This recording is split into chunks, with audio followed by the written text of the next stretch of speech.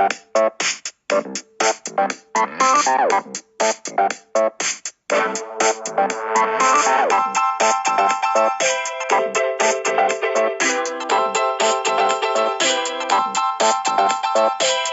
to Different Gravy, not just another Sheffield Wednesday podcast. I'm one of the hosts, Richard Miller, and my co-host is part of the Philippines' #1 soccer podcast, blasting out hot takes over Chocolate Mountain and the Banawi rice terraces, Dr. Luke Gledall. How are you doing today, Luke?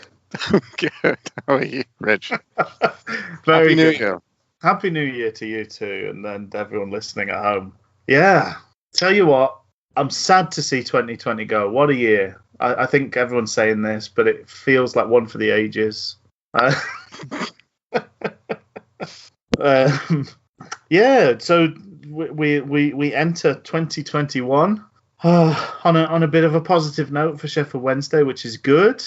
But it's been an interesting week, and I wonder if the best thing to do is just to get us onto a news footing and tackle all the many subjects that are there. Breaking hoo-hoos. Breaking hoo-hoos, and I suppose the biggest bit, Tony Pulis has still never been relegated as a manager because the parachute cord was pulled very early into his Sheffield Wednesday reign. His reign of indifference is over, only lasting 10 days. 10 games. I think it's 46 days in total. 7 points from 30 and a 10% win rate is what he walks away with. What was your initial sort of thoughts on hearing the news, Luke? I was incredibly shocked, as I think a lot of other Wednesdayites are. It's that whole thing of the results haven't been fantastic. 7 points out of 30, as you said, 10%. So 1 win, 3 draws. No, 1 win, 4 draws, 5 losses. So I believe there's over 10 50% loss rate, you could say, to flip that win rate around. Exactly. Let's look at those positives. Let's get those big, heavy hitting numbers on the board. But again, disappointing overall. Maybe we can look into that and say there were some games that it felt a little bit harsh that we came away with nothing. Norwich being a big one of those. We've also had the drama of the players not being paid. Yeah, the players being played. Yes, maybe. But the players weren't paid, and to walk away from that awkward bad joke that didn't work, and so it's just I'm very kind of conflicted. It seems a bit like, I don't know. I feel maybe a bit like a parent we spent a lot of money to get our child a clarinet, and then I don't know, and they haven't really used it, and then they've decided to play hockey with it or something like this. It feels like he's made a big kind of investment in bringing Tony Pulis in. Yeah, and then not kind of stuck with the concept of what Tony Pulis was going to do. And it's interesting because I think going into the press conference we'll cover, I think maybe in a way it sort of makes sense to talk about them both hand in hand, because there's bits that spill over either way, aren't there? Like that's fair. Yeah, because I mean it's just been such a crazy week that we almost have to dissect it and kind of piecemeal it every day. That's how we managed to eat one of Dejphon Chansiri's golden elephants. Is a piece a day, isn't it, Rich? Troubling. So I kind of thought about talking it that way, but I do see that effectively Chansiri is probably very disappointed with what Pulis has delivered, considering he was a man who is, I hilariously, I think, once saw on Twitter, semi-recently, maybe it was a month ago, but Pulis was being referred to by somebody on Twitter as the Mr. Wolf of the Championship. So the cleaner character played by Harvey Keitel in Pulp Fiction, who comes along to clean up the mess. So But he hadn't done that, really. He just managed to dub some more shit in with the crime scene. So he did put bags on his feet and just wandered through, trekking all manner of filthy business through the through an already messy place. Yeah, definitely. Exactly. And so moving on to talking about that in regards to the press conference, Chansiri is an interesting character for a lot of number of reasons. I kind of gravitate between two things to be very positive about Mr. Chansiri and the amount of money he spent at this football club.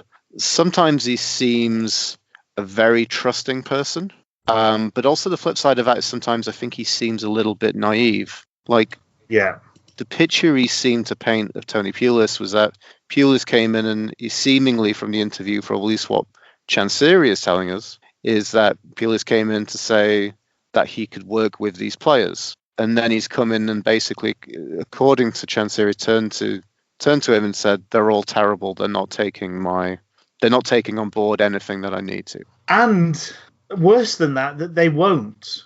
You know, I think that's what. So the tricky thing is here. There's no.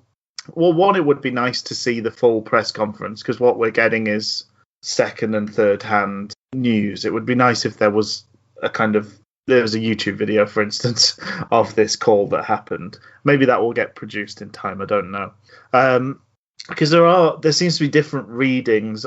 I think, you know, there's undoubtedly, and I have to say, you know, it's a million times better than I speak any other language, but undoubtedly Chansiri has some issues speaking English. So he's not always, and sometimes gets frustrated at his own ability to kind of come up with the phrasing that he wants to use. So sometimes, so there's kind of a level of interpretation in producing a salient news story from what tends to be quite a kind of stream of consciousness type rambly conversation he has. So you're relying on somebody else to do that interpretation for you.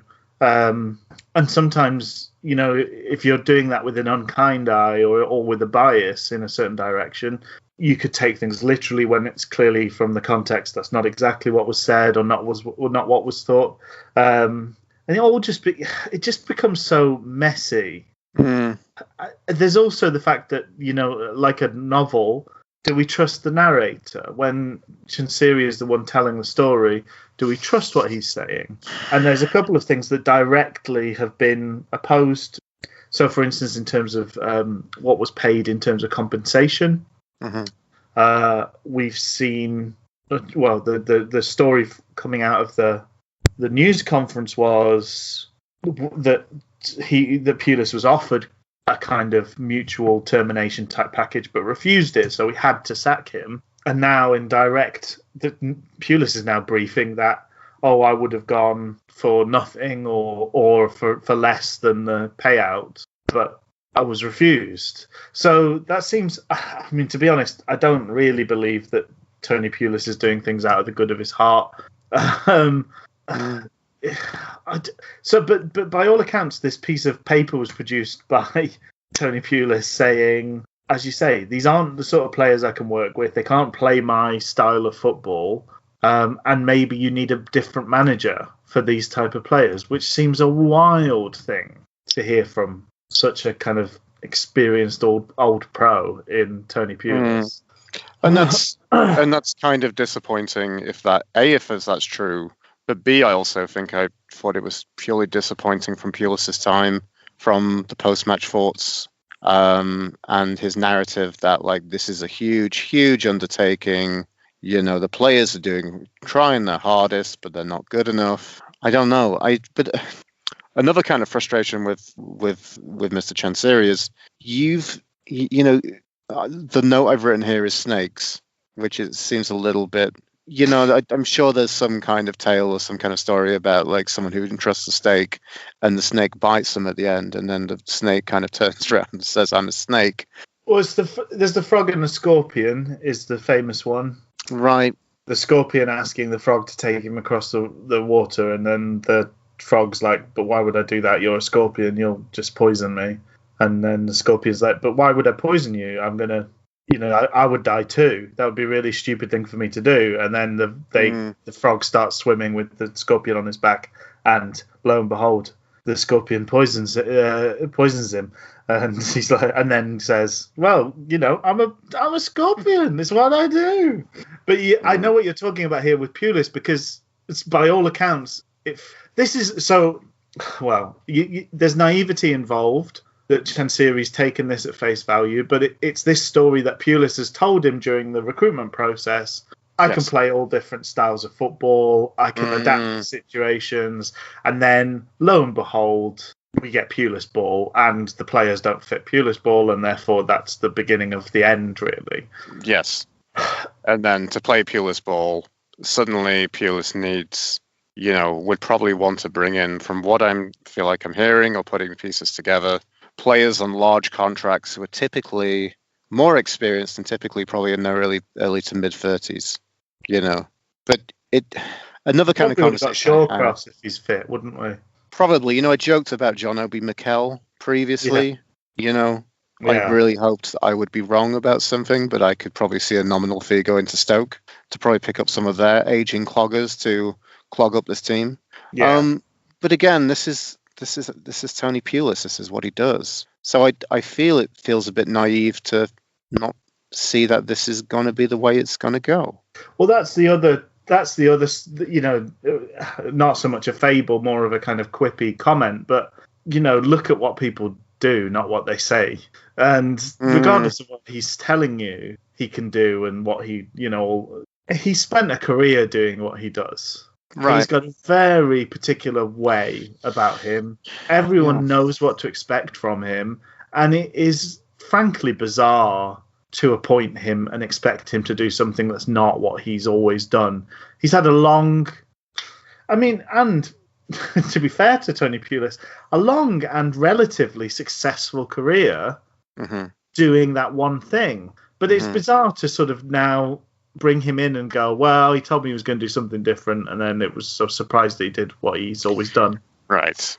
So I feel like I've probably come out with some positives for Chansiri. I mean, but that's a bit of a lesson of like interviewing someone for any position. I am sure anyone coming in is probably going to tell you all these things that they can do, but and this is kind of maybe another kind of negative thing to branch out to, which is the news about another advisor coming into the club. So I'm sure, I don't know, what it seems to me, this situation, my reading seems to be is Mr. Chansiri doesn't want to hire and have any long-term people at the club. Granted, what was it, Remember the times of, was it Paul Senior who was brought into the club? Yes. And we had that period of the kind of director of football kind of mentality where Glenn Roeder was involved. We had Junior Senior for a little while, the sort of Danish pop rockers. They were there, yes. They were telling everyone they were telling the Wednesday players to move their feet and get excited. Exactly. And I think that's good advice, but I think that when they said be united, I think that kind of caused some ruffles. That was the beginning of the end for them, wasn't it? That was the end of Junior Senior, yes. But yeah, so we've welcomed in Eric Alonso alongside this long-standing relationship with the Paxman that Mr. Chancery loves so much. Does he say, I tell you how it's going to be? It's one for Wednesday, 15 for me. Because I'm the Paxman. Yeah, I'm the Paxman. So the thing I wanted to say is so there's nobody hired for a long-term vision at the club. They last about 5 minutes if they are brought in. Yeah. See also the lovely Catherine Mier as well previously. So it must be really appealing to bring in these advisors who probably tell you at top dollar, success can be achieved for the mere cost of X amount of dollars. And I'm sure they're very positive people. And I'm sure they're saying very positive things to Mr. Chansiri. And I'm sure that's probably seeming a lot more positive than managers and directors of football who come in and be like, you are not going to get instant success with these players in this squad and this identity right now. So there we go. We've got another advisor I don't know. Some people. I saw some people on Twitter and talking on, I'll talk on message boards, etc., being like, "Oh, this guy looks dodgy." I'm like, he's no. I don't think he's any greater dodginess than the other people who are their advisors. It's just more of the same. You could argue. I mean, if because that's another thing that's conflicting. So the reports are that he's been on board for about a month in an official capacity, but then in the call, Chancery seemed to say he'd been working with him for much longer. But if the month timeline is about right, you could. It's not out of the question to think that old Paxao talks Chancery into employing his mate Tony Pulis. It's clearly a disaster. He never should have got the job. He's completely at odds with what Chancery's ever said about the football that he wants us to play. And maybe he gets wise and sort of thinks, do you know what? This guy will tell me anything as long as he thinks he can get away with it. So he doesn't want to upset this relationship that maybe's widely been successful for him. I don't know. I don't know what you're gauging the success on, but maybe he thinks, actually, it would be useful to have another voice, another sounding board, another set of contacts, because this is how maybe I've run out of Amado guys, and I've really ended up with the dregs here in Tony Pulis. An expensive mistake to make, presumably. It's interesting. I think there's two sides to it, because speaking of sort of vague positives for Chancery from this situation, it sounds like Pulis has just done a number on us. It's again a naive pulling our pants down moment, because if he genuinely has, and I don't doubt, we've all been in that interview situation. Do you do such and such? Can you do such and such? Yeah. I've done a bit of that. Yep. An interview situation, you are a person that wants the job. There are relatively few repercussions on slightly bending your real life experiences. So Tony Pulis saying, "Oh yeah, I play all different types of football. I can play all different types of football. I know how to do them." It's not massively. I'm not saying this is a huge crime. It's not a caper he's pulled off, a heist of some sort. But for Chancery to have supposedly taken that at face value, I don't think it's the kind of redeeming story he thinks it is, which is damning to Pulis. No. I think it's as damning on his. It's so foolish from Chancery to kind of go, "Do you do other stuff?" And he's going, "Oh yeah, I can." Which is like Big Sam's always told that story. "Oh, if I ever got the budget, I would play Arsene Wenger football." He used to say that the day when he got linked with big jobs. He never did. I mean, he got to be England manager with all the resources to draw on there. And do you know what? He played Big Sam football. It's what he does. So I think it's undoubtedly a canny, savvy, old dog in Pulis, and his final kind of Ocean's 11 style job he does on a football club is hoodwinking this naive Thai gentleman that he can work with the players he has, and then instantly, I'm trying to look back exactly when it happened. I think it's the second game, maybe. He started this line about lack of quality and not having what he needs, and an unbalance within the squad.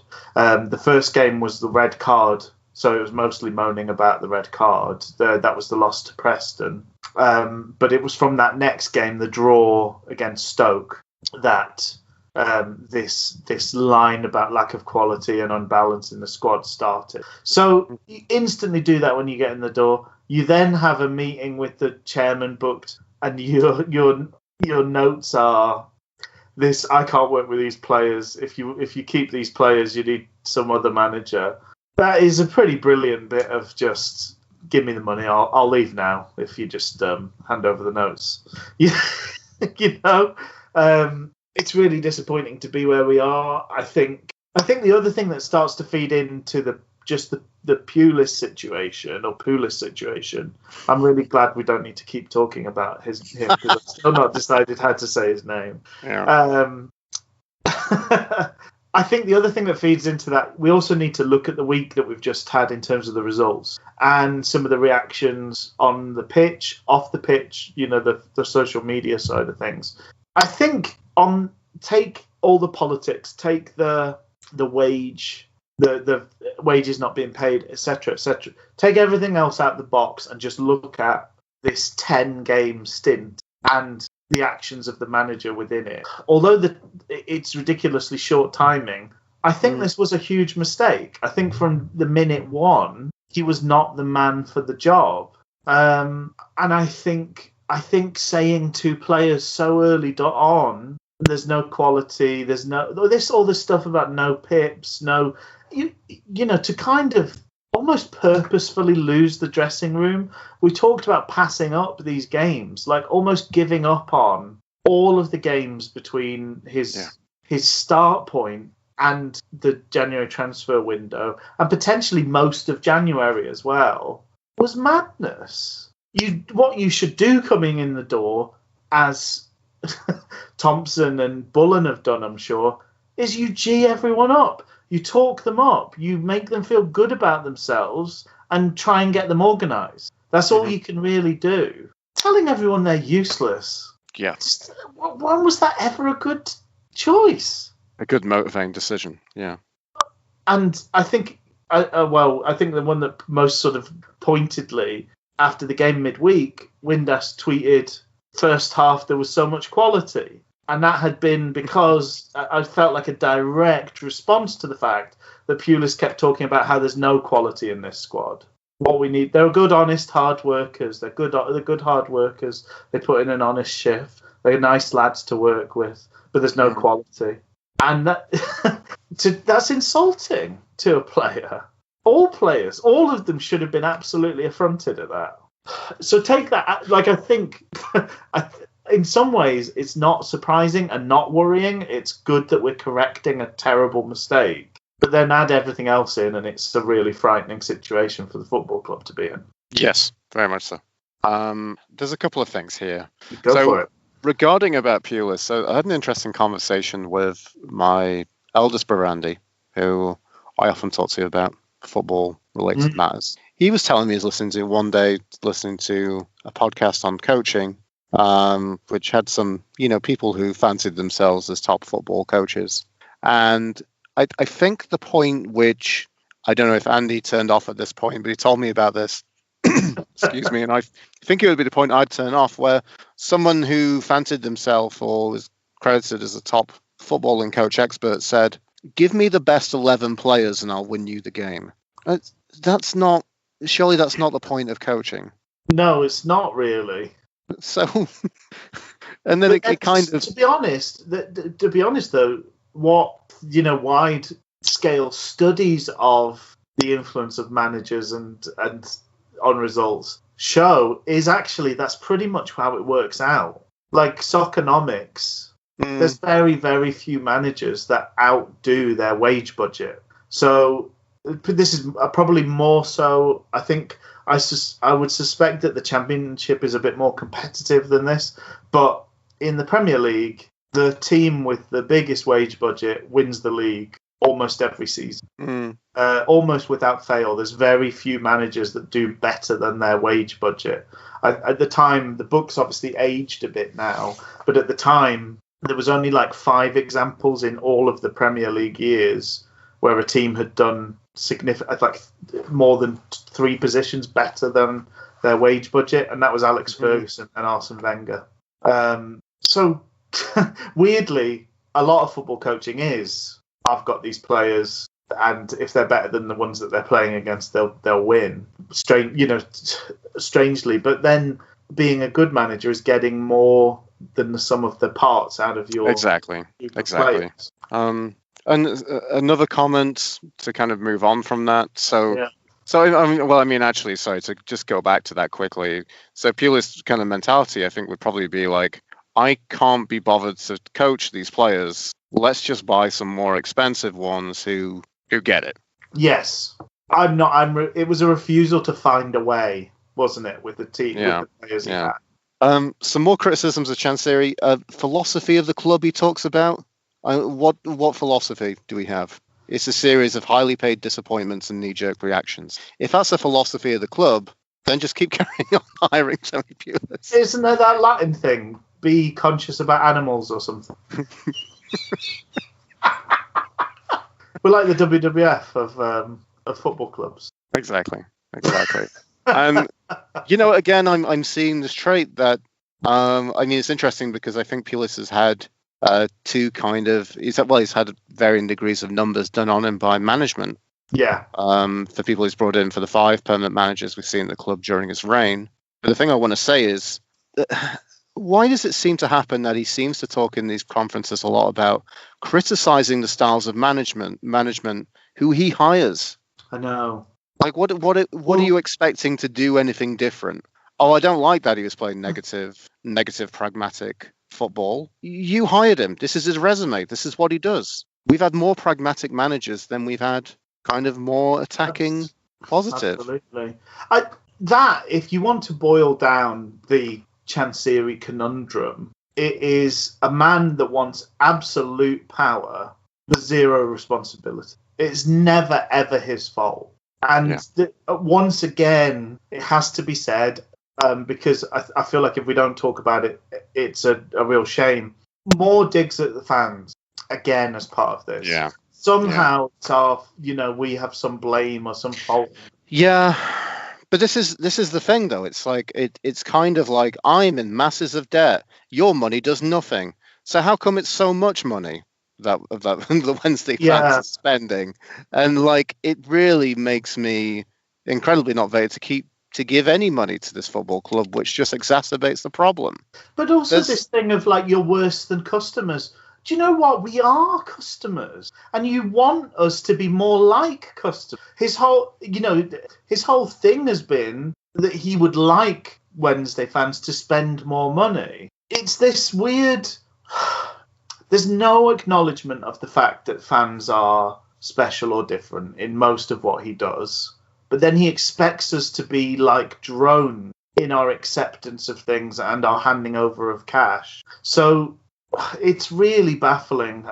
You can't examine the psychology behind the way he thinks. What does he expect from fans? Just absolute adherence and I don't know. Just wholehearted, fulsome praise constantly, all the time. No word of criticism. Keep handing the money over. Even though he's made mistakes, I've made mistakes. He said Pulis was a mistake. It's a mistake I made. But are we allowed to criticize that, or we're not allowed to criticize that? Is that, he is someone who has bought a business. He is not a glorious leader he's not an anointed leader, a piece of royalty, or a godhead of a church. He's a man who's bought a business. And boo-hoo that you've lost money. It was your choice. But people who've handed over money for a service that did not get delivered to them have every right to ask for their money back. You don't get to ask for your money back. You chose to spend money on a football club, which is famously, again, to borrow a cliched, a hoary old phrase, it's a great way to turn a big fortune into a small fortune, is to buy a football club. Exactly. Well, that's what Simon Jordan said. If the quickest way to become a millionaire from being a billionaire is to buy a football club. So I just don't get this situation where we're supposed to, bow down, feel sorry. I think the tricky thing is, there's nothing we can do as fans, unfortunately, to unseat him. He does have, over this tiny, tiny domain, this corner of Sheffield, he's kind of got an absolute power. Well, that's an interesting thing. Was he kind of said, someone basically put the question to him, could the fans buy you out? And the answer I kind of read from that, not exactly the words were, well, it could happen, but I don't really want that to. I think he sort of said, if someone makes me an offer I can't refuse. He channeled his inner Don Corleone. I'm an offer I can't refuse. Is it a trip to Frankie and Benny's? Have any calzone you like? They're 3 for £5. The unlimited pasta bar. Yeah. Oh, I don't know. But I feel again like he talks a lot about how much in debt he is, how much money he's put in. But ultimately, I think the thing is like, you talked about before the allegory of chucking Pulis out the plane with a parachute. I Yeah. feel like he's piloting this plane, and he just might at one point just jump out of the parachute and let the plane that is Sheffield Wednesday crash into a nearby mountain. But then the only one well, not the only one, but the one who loses the most is him in that situation. He is our major creditor. I know, but I still feel that. I'm sorry, but I still feel that we're the ones who lose the most in this. But I suppose, our safety mechanism against that happening, he will want to take some money. I'm not saying he will.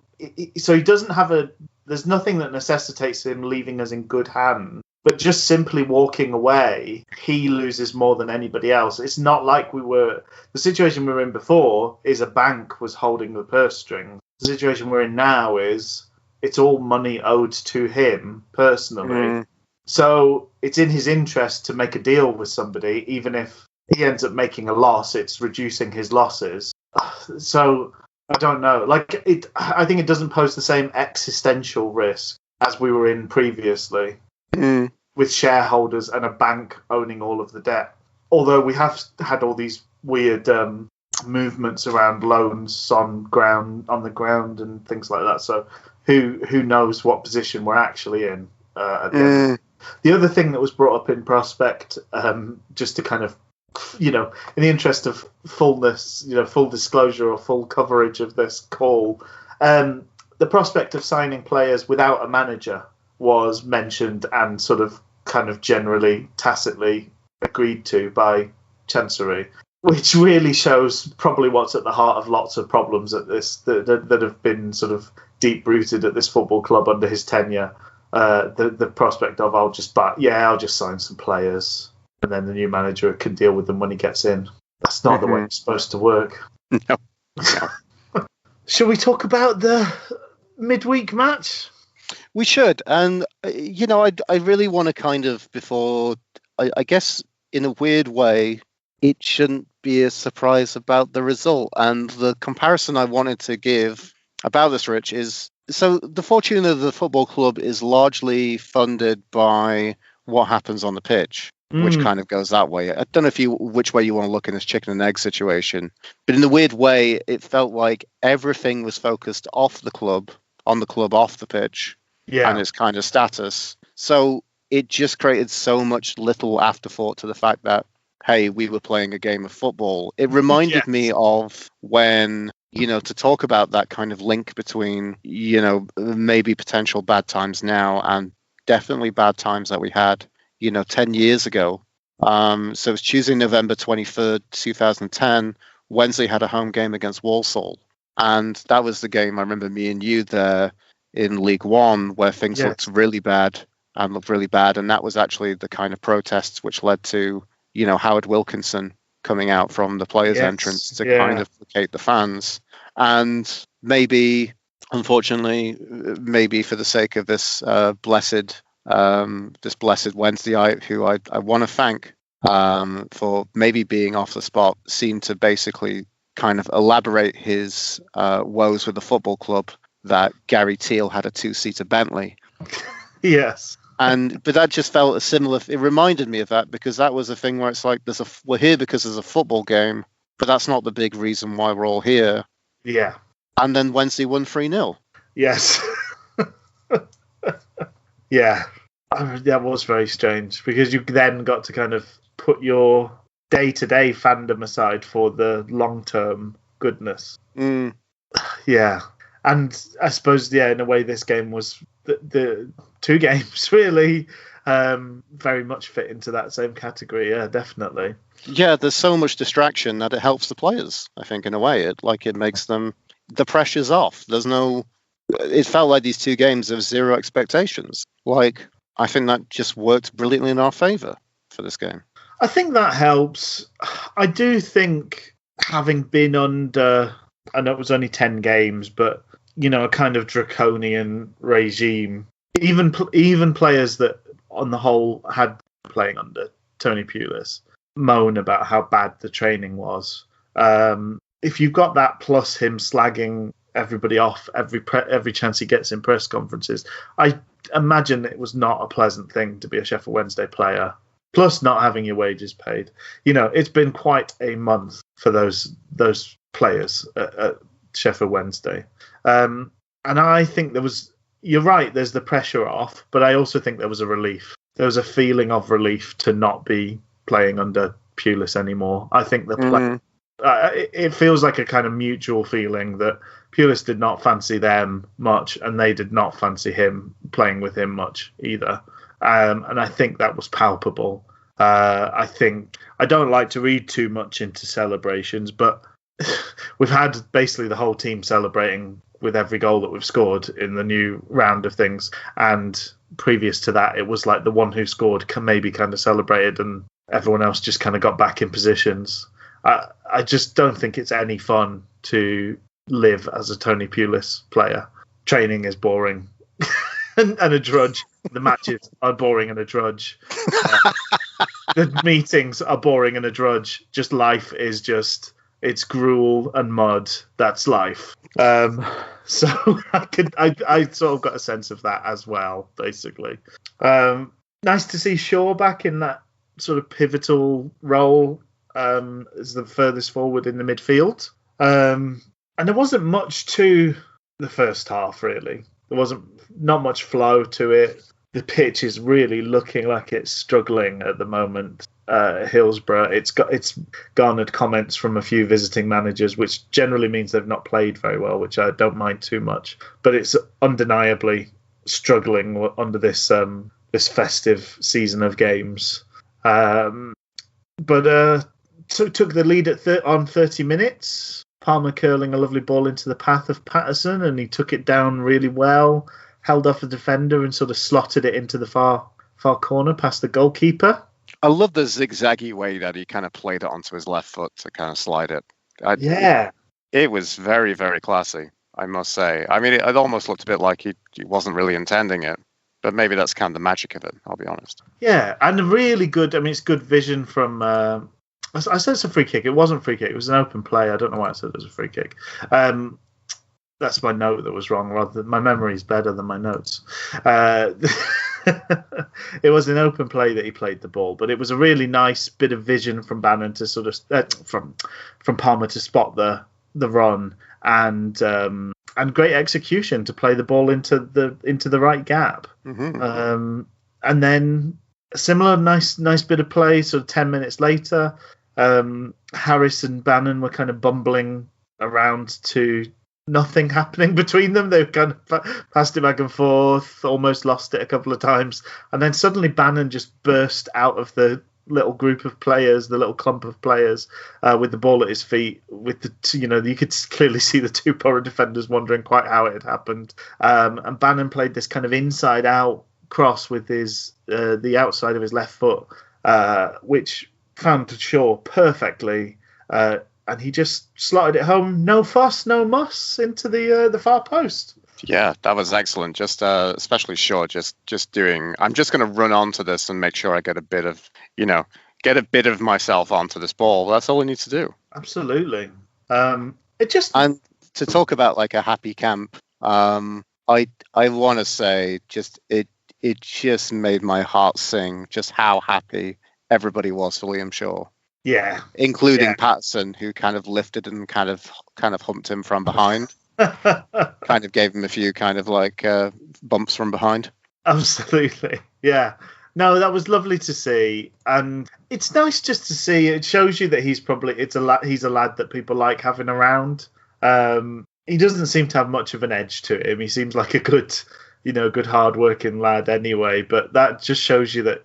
Yeah, he's everyone was so pleased for him. It was really nice to see. And yeah, nice to see that togetherness in the celebration. It was a bit annoying so I ended up with the Borough commentary, but they were really they were going, they went mad. It was like they'd been promoted when he scored. It's like, but it's a young lad scoring for his hometown club, his first goal of his professional career. I think there was enough reasons to get excited about it. I don't think it was over the top. All celebrations feel a bit weird in these ghost stadiums as they are at this point in time, but I don't think it was over the top. I think it was really just really lovely to see. Borough had a couple of scares. Probably their sort of best moments of the match came after that second goal. And the best of those fell to Watmore. Lees' clearance kind of landed at his feet, but he didn't make much of it in the end. And then there was a big ruckus at half time. Handbags at dawn, as they say, which I think now is homophobic, but I don't mean it that way. It certainly would get you fired from the BBC. Yes. I'm deleting my Twitter as we speak. But it seemed to be, I don't know, I mean, Warnock was already moaning because it's what he does. His team are 2-0 down. Moaning is his default position. Moaning in the situation that he's in is a kind of win-win situation because he tees himself up for his post-match rant if they lose. If he manages to get under our skin or the ref's skin, then he gains the benefit this game. So it's what he does. So he already started sniping on about a couple of things. I think that what started it was a ball going out or not going out, and he was annoyed about that. That was the first thing. And then Shaw, it was a bit of a clumsy challenge, but it wasn't too over the top. But I think he kind of went down as well. It was one of those where both players looked like they got hurt in the exchange, and they really didn't like that for some reason. So that was people picking on Shaw. Bannon then stepped in, and it got to the point where Bannon was like the lone man in the wall. It was quite a distance out, so it was one of these free kicks that was only going to go into the box. Bannon was the lone man in the wall, and Morsey sort of walked out of the pile of players on the edge of the box to confront Bannon standing as this lone man in the wall, and then it continued after. Despite the fact they were going to different changing rooms, in different stands of the stadium, Morsey and Bannon continued to go at it, and other players got involved, and it ended up with both Morsey and Bannon getting booked, and Colin getting booked for good luck as well. Neil Warnock, affectionately known as Colin. I think the main result seemed to be that they came out looking fired up for the second half. We had clearly had OD'd on the oranges. OD'd on the oranges, yeah. I said they've come out fired up. We look ready for a nap. We failed to get a ball into the box cleared. It was sort of a succession of bits of bad defending, and Watmore, who really looked like their sort of star man throughout the game. He sort of kept his cool and gave them a goal very early on in the second half. And from that point, you were sort of thinking, is the writing on the wall here? Is this going to be one of those second halves? But they seem to sort of lose their way a little bit, Borough. I know we did well. We kind of kept our shape very well and pressed in the right areas. But they seem to just play it more and more around the back and take less chances, which was strange. The Borough commentary team were begging for someone to larrup it from the edge of the box. Oh, excellent. Just wish someone would absolutely larrup it from the edge of the box, like. I thought Dunkley really stood out in terms of broadly a good performance all round. I thought Dunkley just came across as an absolute man mountain, and towards the end made two fantastic tackles. One's where it looked like he'd sold himself and maybe made a mistake, but he still managed to flick a foot out, and move the ball on. Such a positive performance. After the weirdest, not the weirdest because we're Sheffield Wednesday, we do this all the time, but a weird 24 hours for the players, but a big win. What did you? Anything more than that, or do you want to? Should we talk about the game versus Derby? I think we can. Just the final thing. It was nice to see Matt Penny. I mean, even if he just came on with the directions to just go run, just run at them, run around, run. Yes. Run for God's sake, Matt, run. Neil Thompson grabbed Penny by the collars and shook him viciously to say, just get some legs on that game, But yeah, Run I until completely you can't agree. run no more, and then run some more. Other than that, Shaw was fantastic. What did you make of? Sorry, what did you make of Izzy Brown saying that it was the hardest 20 minutes of his life? I don't know. See that? I don't know, but Brown is looking like a player who's seemingly overwhelmed by everything going on right now. So I don't know. That's a strange one. He came on and did very little. In fact, sort of caused a few worrying moments with his kind of half-hearted defending. But that was the hardest 20 minutes of his life, apparently. That's a privileged life, I think. If that's the hardest 20 minutes you've ever had. But yeah, Shaw stood out again. He really does well in that position. He does seem to drift out of the game second half a little bit, which happened last time he played that role. But a versatile young man in that he's played several positions for us. Seems to be pretty good at that attacking midfield role. But his nominally his chosen position, his long-term home, is a centre-back. And that's where he played against Derby. That's a perfect segue to talk about the game tonight, isn't it, Reg? Oh. God, it's almost like we're professional. Did you have the same kind of gulp on seeing this starting lineup as I did? Yes, I did. Yes, looking at that was making me think, ooh-wee, I'm not looking forward to this game. Dunkley out having been such an important part of this recent run of games.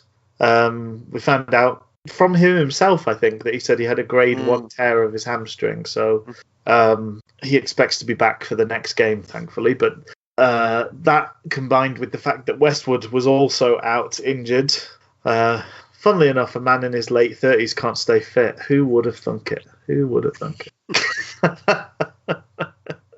And I just wasn't sure what that would have, most of the time, pretty much what the team is going to look like from the players listed.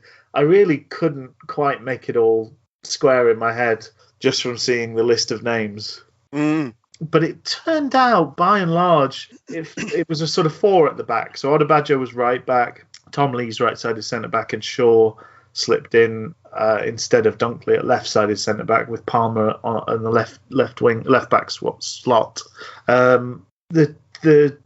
They talked about a couple of changes of formation. So Thompson talked about changing things after 5 to 10 minutes at the end of the game, which I didn't notice hugely, to be honest. But it felt clear that we did make some changes around half time. But I think potentially we started off with a 3 up top and then it became 4-4-2. I think that was probably the change that was made. But we had, in whatever semblance or order that they ended up playing in, we had Reach, Harris, Bannon, Pelupessy, Patterson and Windass sort of taking up those other roles. But I think for periods it looked like Patterson was kind of the middle of a front 3 with Windass on the right and Reach on the left. But it wasn't. It felt fairly fluid all along. So just in terms of Derby have kind of found a bit of form under Wayne Rooney. They've certainly done a lot better than they were doing under Koku at the start of the season, wasn't it? Completely, yeah.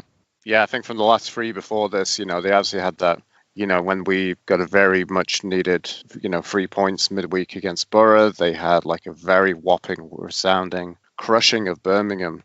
Yes. I think 3 goals in the first 20 odd minutes. And then, the last 3 games effectively before this one, a win, a loss, and a win against Swansea, a 2-0 win against Swansea, which is not to be sniffed at. Not to be sniffed at. And that was interesting as well, because I think prior to that, a lot's been said about, but before that, they had effectively let me look at this now, 8 points from 5, 1 win and 4 draws for the 5 games preceding that one.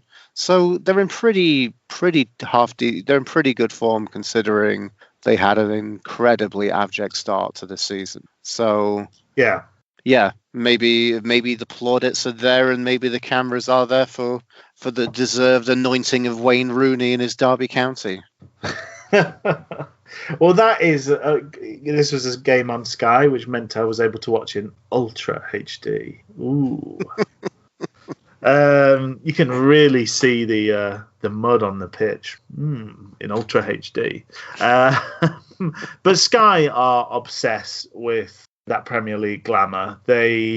Any tie to the Premier League, they really, go for it where there's a lone player from the Premier League down amongst the dregs in the Championship, and when it's a world football level star on Rooney's scale. The world, the universe of this bit of coverage really revolved around Wayne Rooney and what he was doing, what he was saying, what did he shout, what did he do. So despite not actually being on the pitch, one of the most significant bits of the coverage is old WAWAW. But yeah, as you say, with some merit, he's maybe he's starting to make a fairly good case for himself being the next manager there. And maybe getting a Derby County side who are typically kind of historically quite,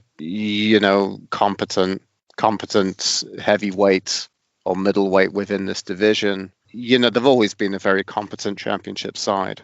But they're definitely aren't they a little bit like us in that they've kind of sold off. Well, we don't sell anybody because we're a family, but they've sold off some of the family silver. They have the last remnants of a kind of pretty successful team that are starting to get a bit long in the tooth. Yes, I think what I'm kind of hearing about Derby, though, is listening to the Owls Americas. They were interviewing a chap who covers one of the Derby podcasts, and he was talking about kind of a change in mentality and looking towards kind of like a young youth scheme. Yes. And I also think they've probably been quite beneficial that they flogged, was it two of their prominent kind of young fullbacks, Bogle and someone else, to the pigs. They also lined up to have Sheffield United's pants down as part of the, Sheffield United's seemingly the giving charity club in Sheffield, by giving vast bundles of millions. Just they'll send round a van full of suitcases, all full of wads of £20 notes in a very Guy Ritchie style. Did you ever whatever chaff you have to sell? I'm just picturing kind of there's been UK kind of versionings of it, but those kind of like American style adverts of like, I'm crazy Mike. I'm just imagining Chris Wilder. Come down to Crazy Chris's Balramble Lane. You got some young crap player? We'll take them. We'll give you more than they're worth. Do you want some clauses in that contract? We've got loads of them. People say I'm Crazy Chris. And that's because I am crazy. I'm bonkers loony. Crazy Chris's. Come down to Crazy Chris's. You're bound to get a good deal. I also had a funny thing midweek as well, as I watched United stumble to another, terrible defeat of their awful run.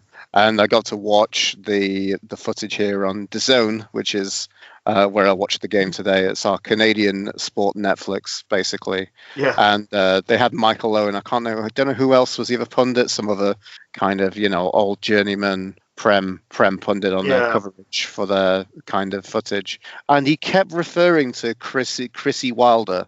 Couldn't call him Chris Wilder. It was Chrissy Wilder. And there was a really funny moment where he went to talk about Chris Wood after Chrissy Wilder, and he stumbled.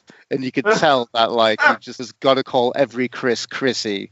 But no, it just had to be Chrissy Wilder. Couldn't be Chrissy Wood. Anyway, sorry. That irked me. That really did irk me.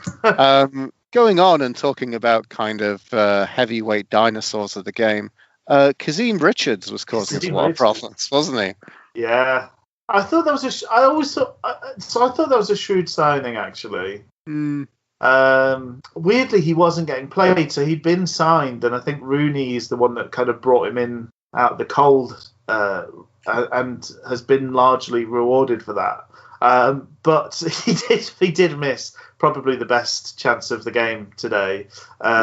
with his free header on the 28th minute.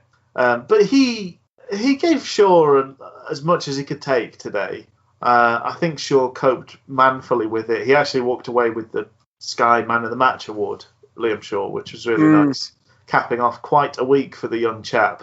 But I think Kazim Richards, he's always been quick. I think he's grown into a full-bodied, sort of strong centre forward. He used to be a sort of nippy winger, didn't he? In his youth, but he's definitely filled out and really can occupy a centre back or two nowadays. I mean, it has to be said he made that chance on the 28th minute as well, because he kind of held things up and played the ball off, then got in the box for it, but thankfully didn't finish his dinner on that particular occasion. One thing I also noted early doors was that apparently the ref started reffing at 14, so absolute certified laugh.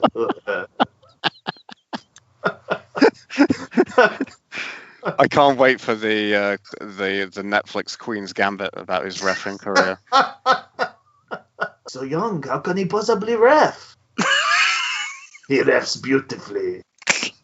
I imagine that's what Queen's Gambit. I've not seen it. Exactly, they all speak like that. Oh, probably more Russian. And there's a lot of Frankies and Bennies.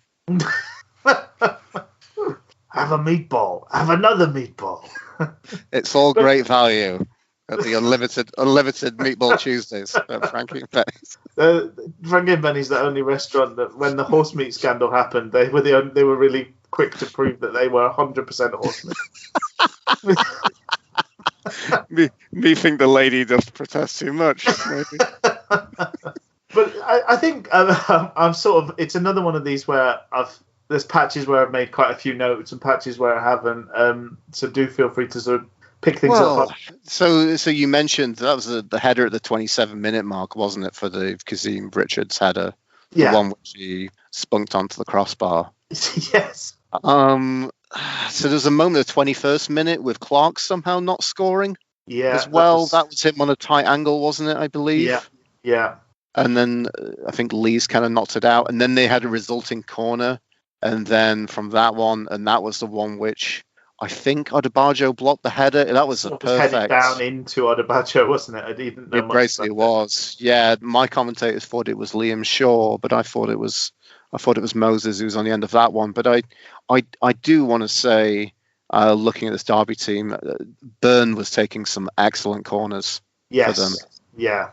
And I think they had one on the half-hour mark as well that caused us some issues. We kind of cleared it out, and that was one that Bielik absolutely just rasped the curling Yeah. Which was that was like 3 bad clearances in a row, wasn't it? Because it kind of like rolled off somebody else missed it, and then it just ended up getting scuffed to him on Bielik on the edge of the box, and pretty big let off, because he should have took that away, really, or at least hit the target with it.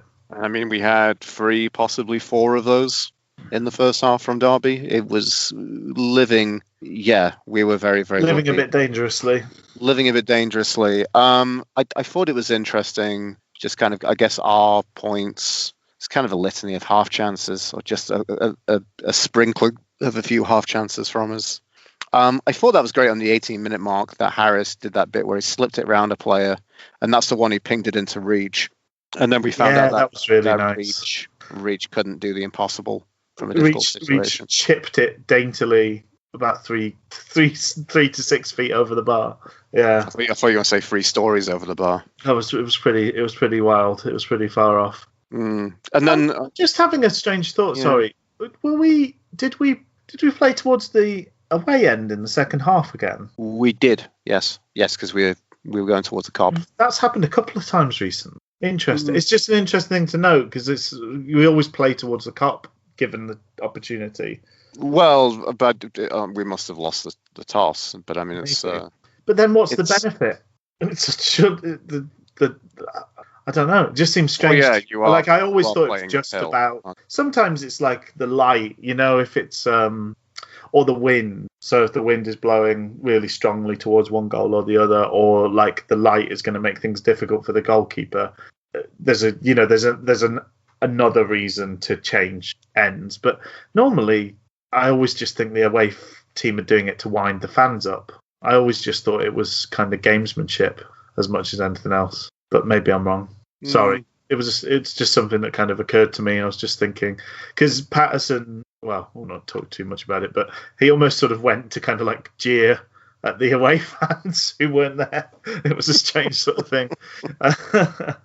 The 33-minute mark, that was where Baz did another insightful kung fu chop forward, as he's been known to do.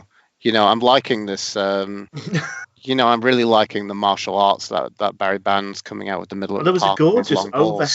There was a gorgeous overhead kick in the second half. That was fantastic as well. Exquisite stuff. And that's the one where Harris kind of slipped and kind of killed it with the keeper. And I think that was our one shot on target for the first half. And then I had the whole thing. So Harris looked like he went down for treatment. He got stood on, didn't he, Harris? Yeah, and it looked like I was like really worried because Harris is seemingly invincible and never gets injured. Yeah. And then suddenly Josh Windass quantum leaped into Harris's place, and then Windass was getting treatment. Yeah, Windass absolutely broke his back to get forward with Harris. So watching him, he's at a full-on sprint leaving our box and gets quicker as he gets into their half. But by the time he got to their 6-yard box, something just went.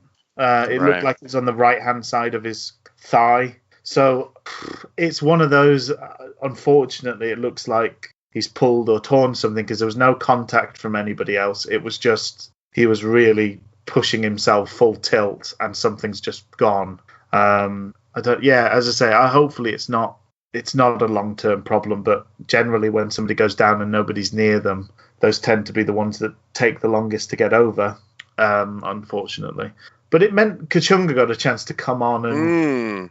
I mean, this is a really rare one for the listeners at home for their bingo cards.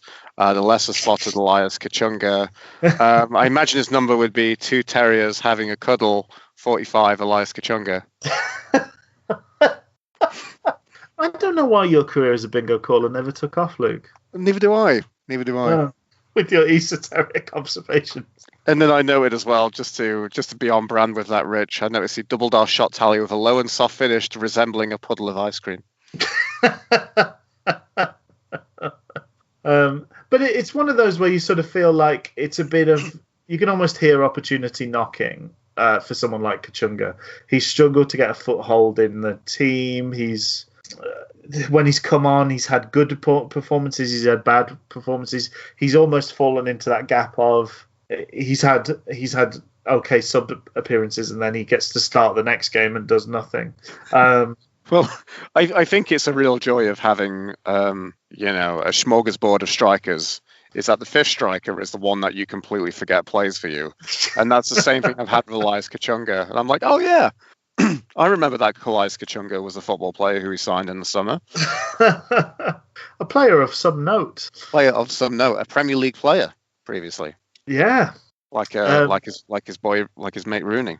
And I thought things picked up a fair bit when he came on. I thought, and maybe not directly as a result of him playing, but I think our better chances then sort of came. There was Bannon played that nice crossfield ball to reach. It was a pretty lofty cross into the box, and it gave Patterson a bit too much to do. But again, it was a kind of free header, engineered a free header in the box. And then Kachunga himself was really, really...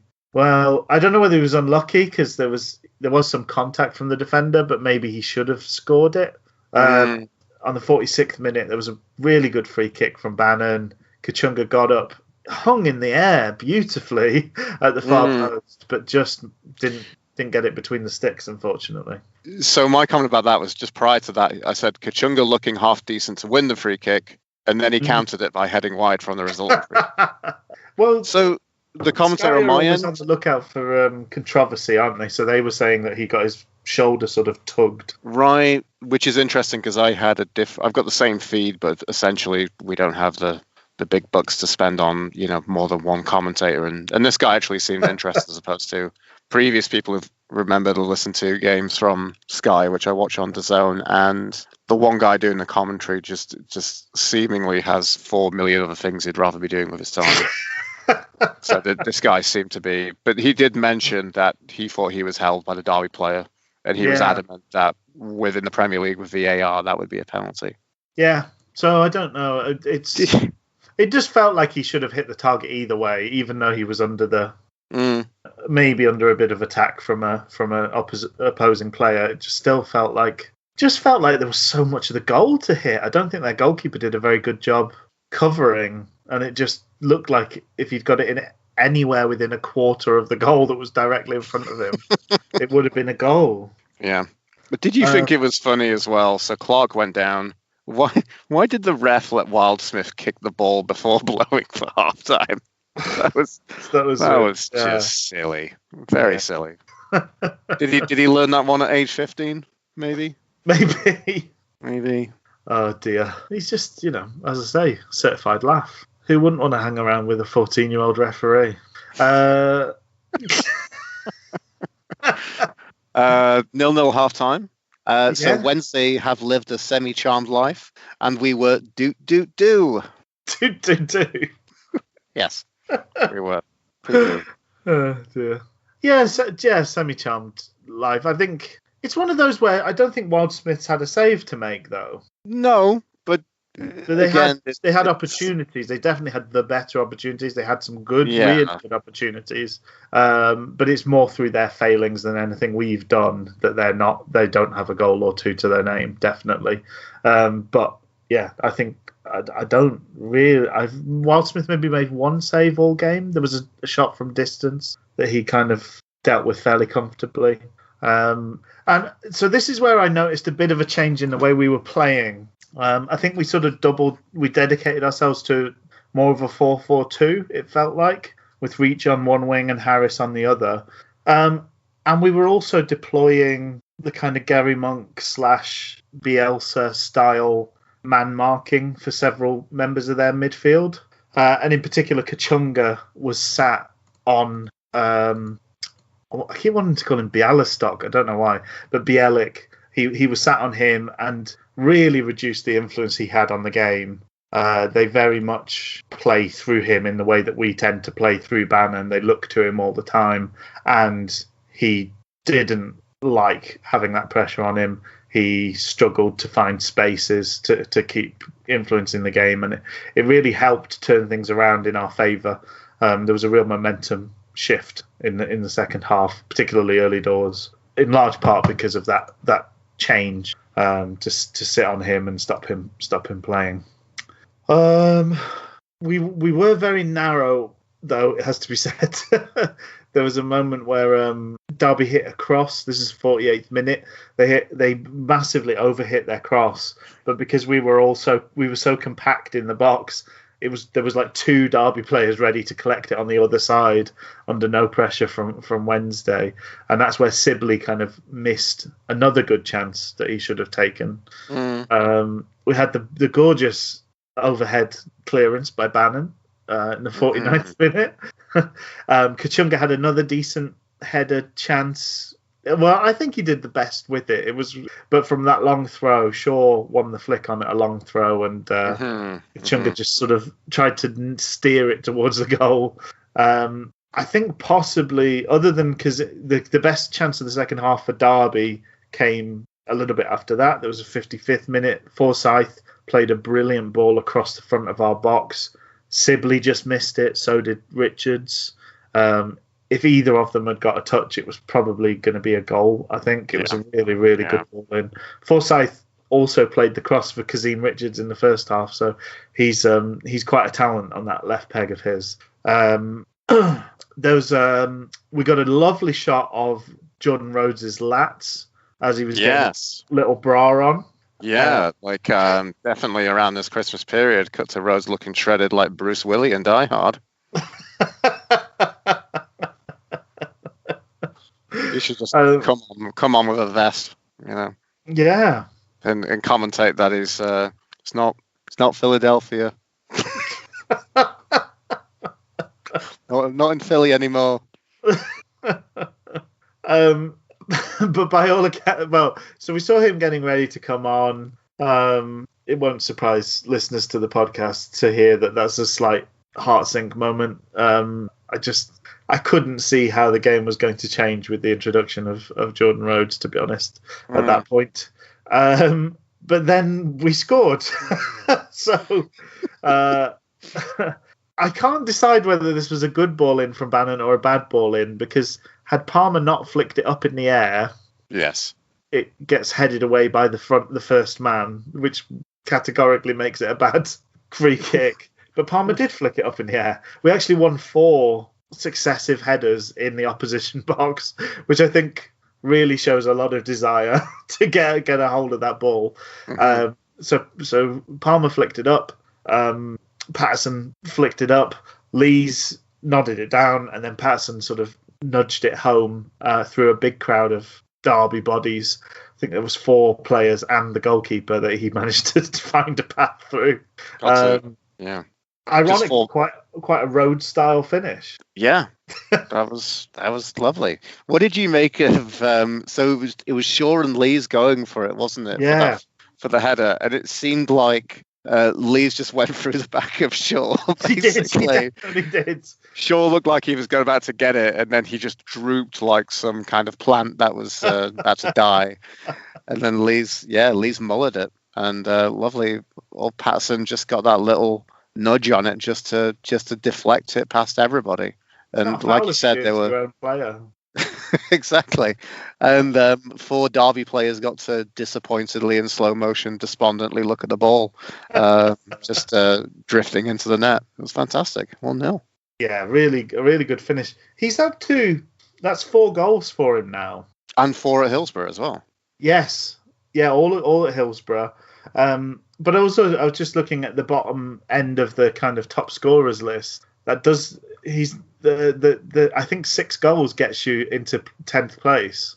So, he's weirdly not far off being like one of the top 10 scorers in the division this season. For all that we've talked about him not being a natural at the position he's being asked to play. There's certain types of situations where he's absolutely the man for it, though, and that being brave, the potential to get kicked in the face is pretty high in that situation. And I feel like Callum Patterson is the man you want to put. If you're in that situation where you want somebody to kind of put their hand in the fire for you, he's gonna be first to put his hands up. So this is funny. He's in some good company on 4 goals right now. Just look at the top scorers. Okay. So Lyle Taylor at Forest, who's maybe been a little bit disappointing there.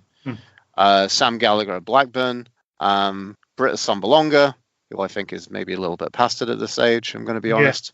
Troy Deeney is on 4 goals as well. Right. Oh, wow. Harvey Elliott, the much battered eyelashes. Harvey Elliott's on 4 goals, as is Stephen Fletcher. He's on 4 goals. Right. So there you go. That's intriguing. And then we had almost as pleasing a sight as Jordan Rhodes' lovely lats was Jordan Rhodes sitting back down and putting his coat on. He sort of sat down for another 10 minutes as Patterson enjoyed a burst of energy inspired by his goal. But he did come on in the 71st minute. I don't have really anything that happened note-wise until the 93rd minute. The 68th minute, I've got something to kind of add. Wildsmith gave birth to another litter of kittens. Oh, yes. After Baz gave the ball away with a complacent pass outside the box. That was that one which, was it Shinny who hit it? And he kind of didn't get it the first grasp, but then he managed to kind of palm it behind him to collect it. It was very worrying, I must say. Oh, I mean, it's churlish having kept a clean sheet to pick too many holes, but all game long his kicking was pretty dire as well. There must have been, I would say, at least 4 or 5 kicks that just didn't make it to the halfway line. Like, he was clearly going to thump it and it just went nowhere. But he did manage to control that, thankfully, and he did keep his clean sheet. But that pass from Bannon was heart and mouth stuff. Strange and very unlike him in those situations to take those sort of risks, really. My note at the 93rd minute was when Kazim Richards went through on Reach. Yes. And I just thought, why is Reach being so honest? He was up like he was barely down. Stay down, roll around. That could be the last kick of the game if you just take your time. He hopped straight back up. They did have one final kind of flurry of chances. One was a tremendous block from Harris.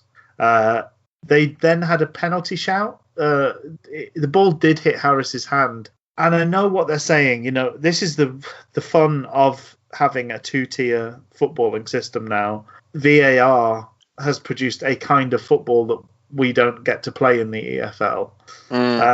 So people were saying, oh, well, with VAR, that would have been a penalty. I don't think it should be, though. I think that's the thing. Just because VAR means that everything gets given handball-wise, I think. Because you watch everything back 270 times in a minute, backwards, forwards, slowed down, and everything looks on purpose. Yeah. But you can't possibly know. That came through Odebajo. It was moving fast. It came through Odebajo's legs. So Harris would have had no time at all to react to it. And on top of that, his arm is just where our arm hangs. We are human beings with these appendages. Just because we play the sport of football doesn't mean arms disappear.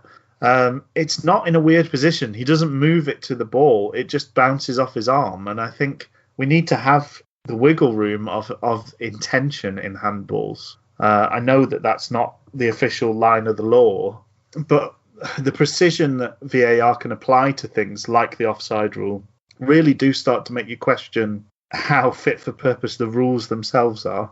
Because do I genuinely gain an advantage if my armpit is half a millimetre ahead of your foot in a goal scoring situation, or would we rather just have a goal happen?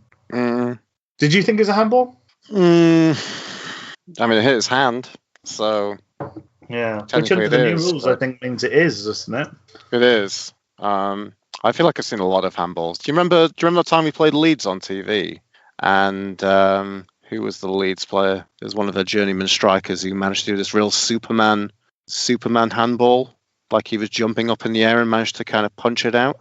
I do remember that, yeah. And that was never, that apparently wasn't a handball by the referees. So I don't know. I may be a bit cynical because we don't have that technology in play. There's no plans to introduce it, is there, yet at the EFL level? No, but I guess the problem is then like it's probably something that's probably too expensive, probably affordable in the Championship, probably lesser affordable in Leagues 1, and definitely not affordable in League 2. So yeah, but that's the problem. You can have, obviously within the football pyramid, you can have a separate land, right?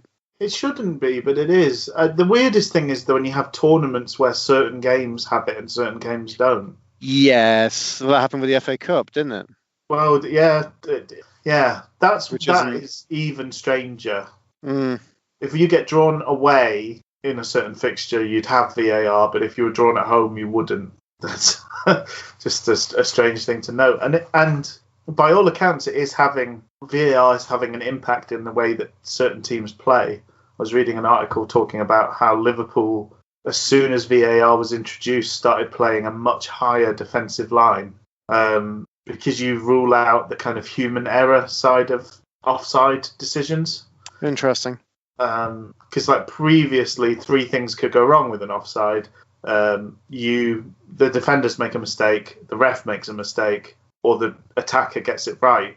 And if you remove the one where the ref makes a mistake, then it's just down to how well drilled are your defenders, or how good is the attacker. So if you take the gamble out of it, that it's going to be pretty rare that an attacker gets things right against you. They hold a ridiculous line now. Liverpool, they pretty much hold the halfway line as their kind of defensive line, which is interesting. Really compacts the game as well. Mm-hmm.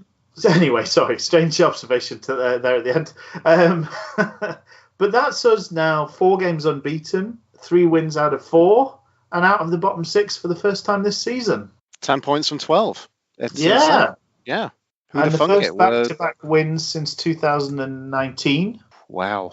We must be while I'm doing a stat bomb.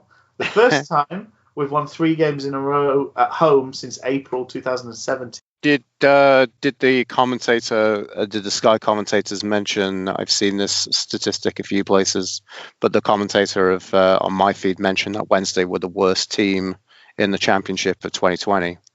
Just taken as a whole, that probably does make sense, unfortunately. Mm-hmm.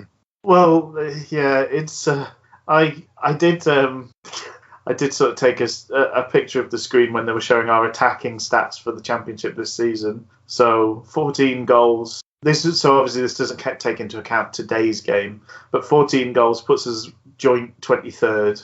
184 shots is 24th in the Championship. 55 shots on target is 24th in the Championship. Mm-hmm. Touches in the opposition box 317 is 24th in the Championship. So lots of pretty grim reading, but it's nice to be turning back some records in a positive sense for once. And I mentioned a great week for Shoei in that he was Sky's man of the match on top of getting his first goal midweek. Mm-hmm. And I think a deserved nod for him. He kept one of their real danger men broadly quiet. I think obviously his game in particular takes a different context if they do a bit better with their chances. Kazim Richards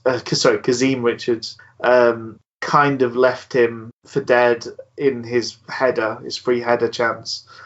He sort of played Shaw a little bit there, but obviously missed the chance. And then Shaw did have a negative bit of playmaking that in that scramble where Harris made his tremendous block, because Shaw kind of rolled the ball out to a Derby player to set up that shot. So I think if either of those goes in, we're maybe not going, what a great man of the match performance, but that's not what happened. So we shouldn't, we can't charge him with imaginary crimes. This is not Minority Report.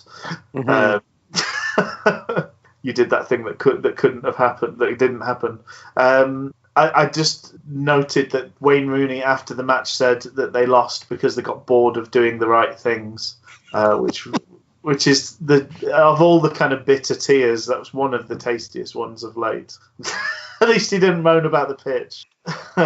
We've decided, Luke, as a bit of do you have any sort of final thoughts on the game? Here's a really small note, just to kind of link it through to some previous kind of jokes. One comment I didn't make as well is I'd like to say I'm looking forward to the new Papa John's advert, because it will have a new impeccable slice from Andrew Wisdom that happened on the 28th minute. Didn't he used to be a right back? He was, yeah. He started out, he's from Liverpool, isn't he? Yeah, and now he's a massive, beefy centre-back. I think he's always a bit of a unit, though, to be fair. Yeah, I think that's probably fair to say. Just interesting seeing players sort of shift around. So we've decided a bit of a change going into the new year. We're not going to go through and rate every single player.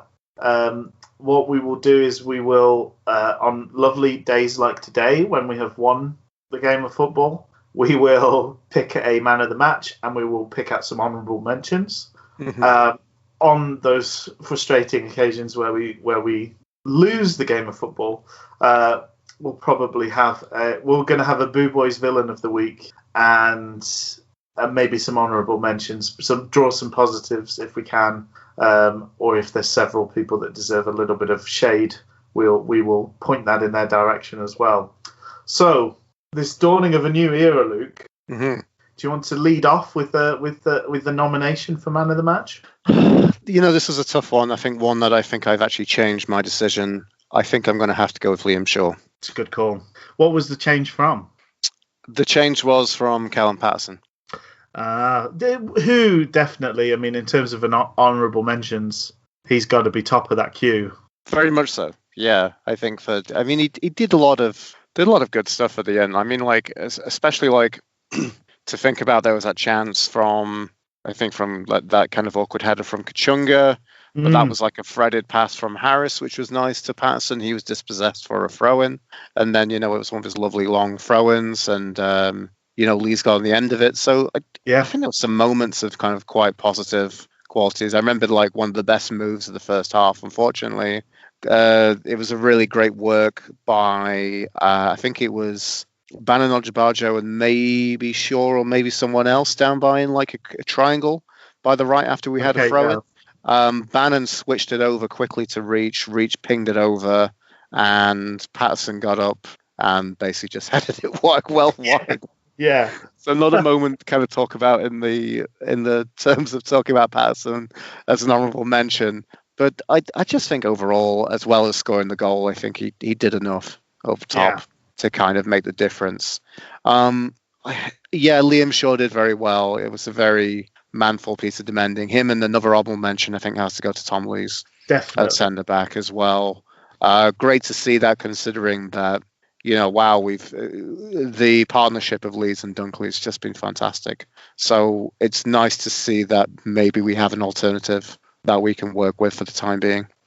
Yeah, no, I thought that I thought it, really worked amazingly well as a partnership, given that the sort of newness of it. But I thought I was so surprised that Shaw got man of the match on Sky. I thought he had a good performance. He'd kept their key man up top pretty quiet, but I thought Lees was every bit as good, and obviously got an assist as well. How intentional an assist it was, who knows? But he still had to be there. He still had to win that header, and he took control of that situation. When, as you say, who knows what Shaw would have done if he nodded it in the same situation. Chances are it possibly doesn't go to Patterson, and not as quickly. So I think good shouts all round. Mm-hmm. There were some nice moments from Harris, but not one of his best games overall. But there was, he did some nice work in the build up to goals and chances. Mm-hmm. And I think this is probably one of Bannon's better games of late. He's another one that seems to be pretty positively affected by the change in management, I think. Definitely, yeah. Yeah, grand. Well, there we go. It's the first different gravy of 2021.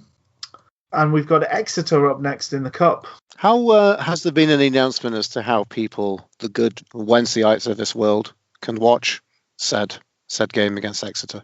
I think you had to buy your tickets last January, and the code to the stream will be delivered by Owl.